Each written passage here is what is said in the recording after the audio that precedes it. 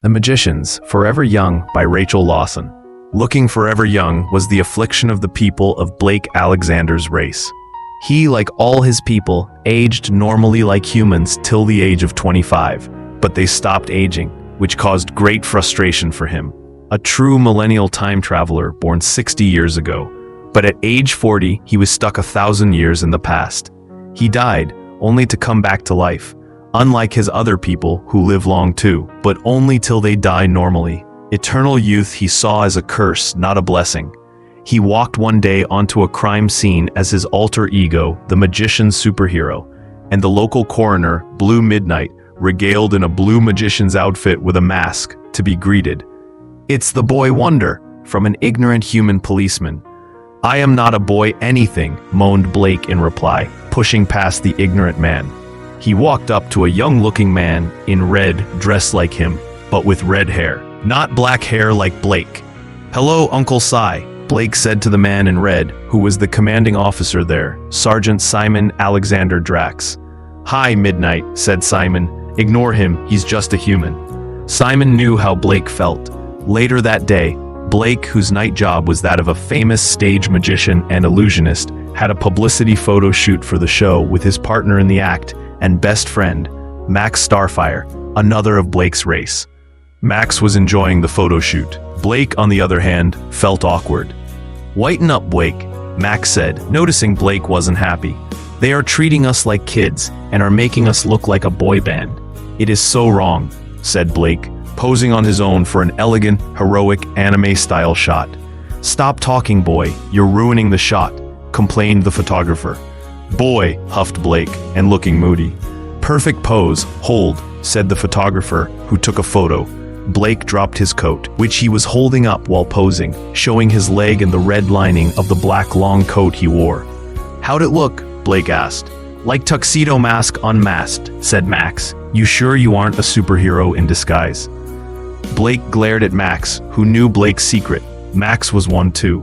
Blake stormed off and the cameraman went crazy, taking photos of the handsome young magician, Blake. Later that day, Blake was pulled over by the police when he was in his car on the way to his job as a coroner, stationed at the local hospital. "What do you want, officer?" Blake asked. "I think you know," said the officer. "Oh," Blake said, looking for his driver's license. "Hang on, I gotta find my license. It's in here somewhere." The policeman frowned and shook his head in disbelief that he had a license. Blake smiled and pulled out the license from his card-filled wallet, handing the license to the policeman, who took it, read it, and laughed. "What?" Blake exclaimed. "This is the worst fake license I've seen yet," the policeman said. "It's not fake," snapped Blake. "You aren't 60, said the policeman. Blake looked awkward. "I just look young," said Blake. "You won't believe how many times I've been told that." "How old are you really?" asked the policeman seriously. "You won't believe me if I told you," Blake said. "I'll have to take you in," said the policeman. "Okay," said Blake, frustrated. "Did you steal your dad's car?" asked the policeman as he drove Blake to the police station. "No, he doesn't drive. Mom drives," said Blake, not lying. "Oh, you took your mom's car," said the policeman. "No, I drive my own car," said Blake. "Are you a learner?" asked the policeman. "I've been driving since cars existed," Blake said. The policeman laughed. "You're very funny," the policeman said. Blake looked frustrated. "We're here," said the policeman. "Yeah," said Blake, recognizing the place as the local coroner.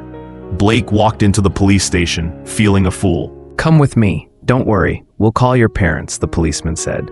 Blake heard a voice he recognized behind him. He cheered up and turned around. "Uncle Si," Blake called out to the man joyfully. "What? Do you see your uncle?" "What is his name, Cyrus?" asked the policeman.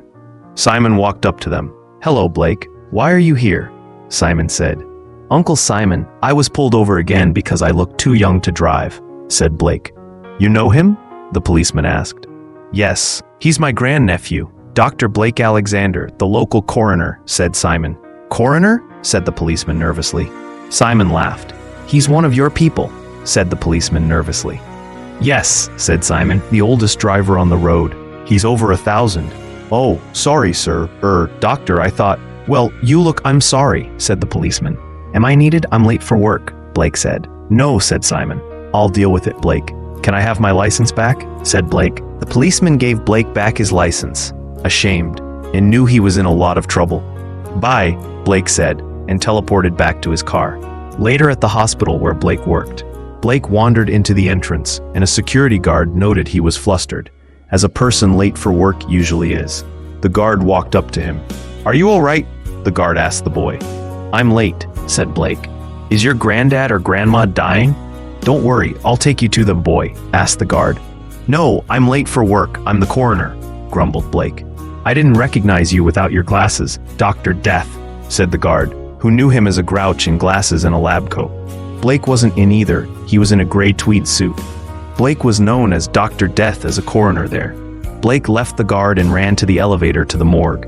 Later, Blake went to a new pub with his wife, whom he worked in the morgue with for lunch. They ordered pub lunches and got them. Blake made a mistake. He walked to the drinks bar and asked for a beer.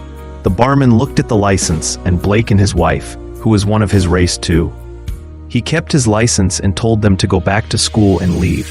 Blake got his uncle to get his license back later. But Simon needed to call in some older-looking policeman to prove he wasn't a teenage friend of Blake's posing as a policeman.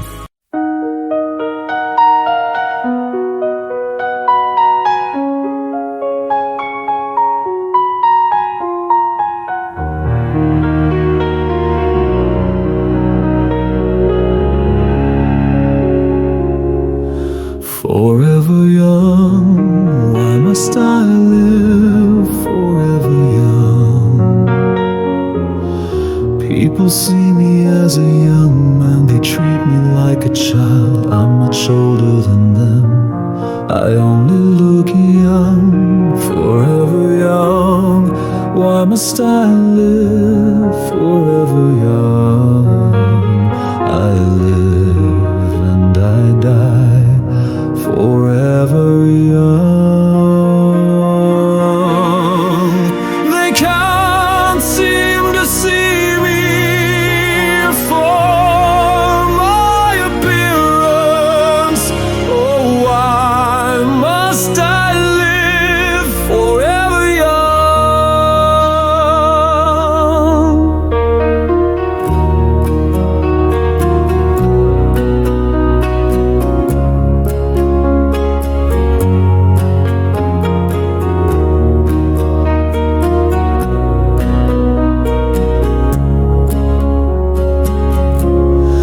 Forever young, why must I live forever young?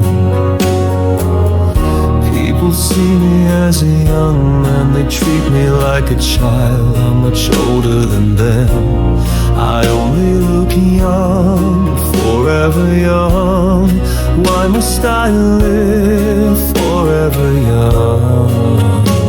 I live and I die forever young. They can't seem to see me for my appearance. Oh, why must I live forever young?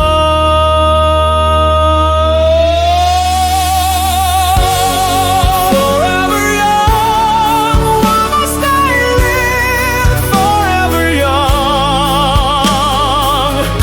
People see me as a young man, they treat me like a child. I'm much older than them, I only look young. Forever young, why must I live forever young? I live and I die forever young.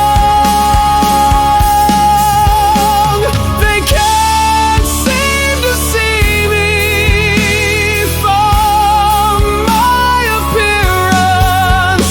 Oh, why must I live forever young?